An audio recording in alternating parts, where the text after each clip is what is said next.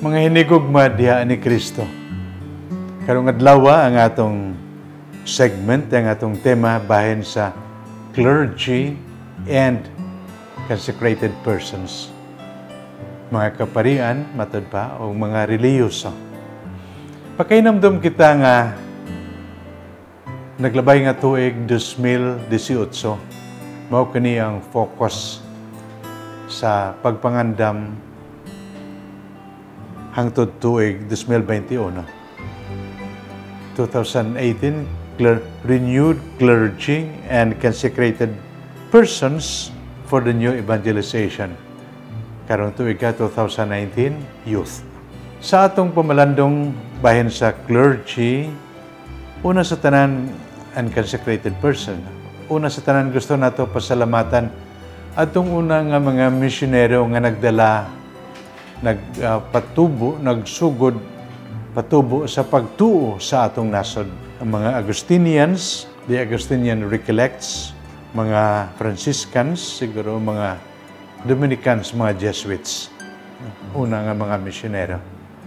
Gisangpit nato kini aron diha sa atong kasing-kasing angay nga pasalamatan nato sila.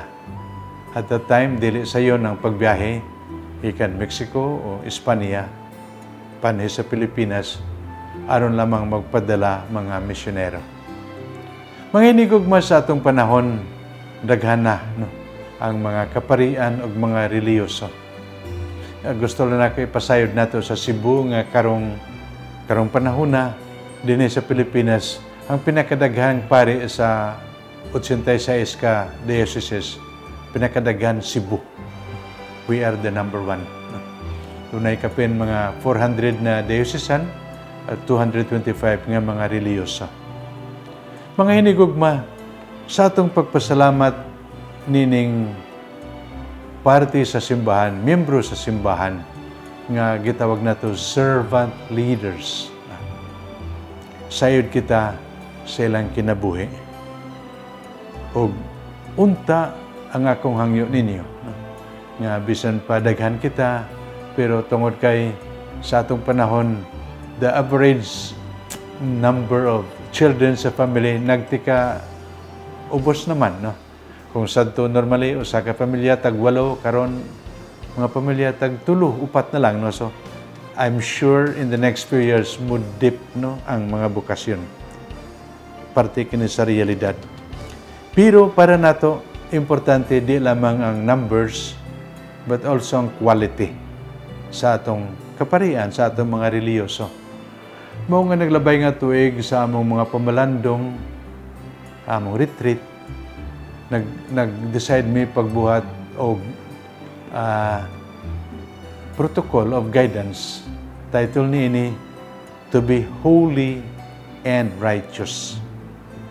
Kaya buti pasabot, pangandoy na mo nga mga kaparian, mga reliyoso, di lamang pari, di lamang reliyoso, pero holy, just nun, and righteous, no? Sa among mga buluhaton.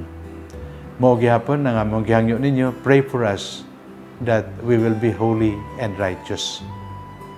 Mga hinigugma, sa atong pamalandong niini, sayod kitang that we are expecting the effect of reshuffling sa kaparian.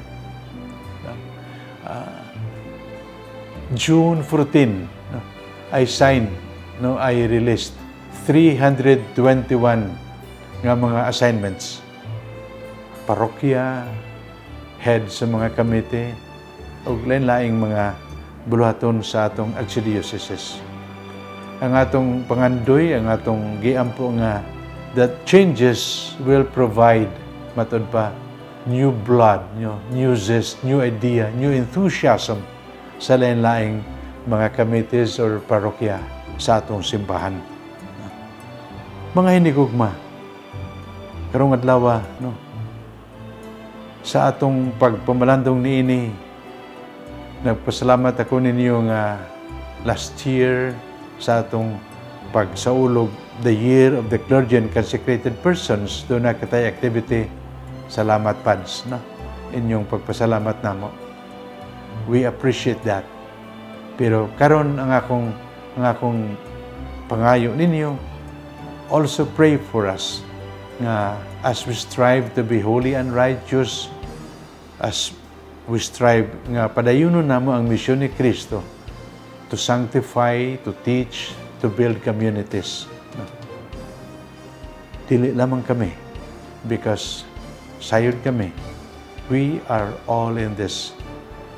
Yes, we in the hierarchical church, nagpasalamat sa Diyos, but we are aware that the other aspect in the charismatic church, daghan kamo nga gihatagan sa Ginoo lain-laing tahas o responsibilidad aron matukod nato kining simbahan o madala nato ang mensahe ni Kristo o ikabuhi nato ang tinuod nga kinabuhing Kristohanon nga naglarawan sa pagtuo, makita sa gugma ug nagbunga kadait sa kasing-kasing sa kada tagsa.